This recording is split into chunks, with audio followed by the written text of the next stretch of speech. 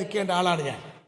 പക്ഷേ ഈ രാജ്യത്തെ രാഷ്ട്രീയ പ്രസ്ഥാനങ്ങളെല്ലാം നിയന്ത്രിക്കുന്ന BJPയുടെ ഖജനാവായി മാറിയിരിക്കുന്ന യൂസഫ് അലി എന്ന് പറയുന്ന ലോക തടാഢ്യൻ അവസാന നിമിഷം UDFനോട് ഇവിടെ കാണിച്ച ഒരു ക്രൂരത കൊണ്ടാണ് ഞാൻ അവസാനം പരാജയപ്പെട്ട് ഇവിടെ നിൽക്കേണ്ടി വന്നത്.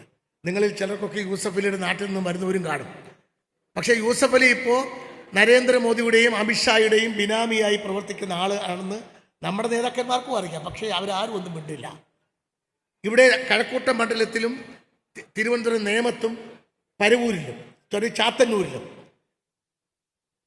ന്യൂനപക്ഷങ്ങളോട് നിങ്ങൾ LDFന് വോട്ട് ചെയ്തില്ലെങ്കിൽ BJP ജയിക്കും എന്ന പഴയ തന്ത്രം അദ്ദേഹം ഒന്നുകൂടി പ്രയോഗിച്ചു. കഴിഞ്ഞ പാർലമെന്റ് തെരഞ്ഞെടുപ്പിൽ നമ്മുടെ നേതാക്കന്മാർ പ്രസംഗിച്ചതാണ് BJPയും CPMും തമ്മിൽ ഒരു ഡീലുണ്ട് എന്നുള്ളത്. അത് പാലക്കാട്, തൃശ്ശൂർ, ആറ്റിങ്ങൽ, ചിറയൻകീഴ്, ആറ്റിങ്ങൽ, തിരുവനന്തപുരം മണ്ഡലങ്ങളായിരുന്നു. അതിൽ സുരേഷ് ഗോപി മാത്രം രക്ഷപ്പെട്ടു പോയി.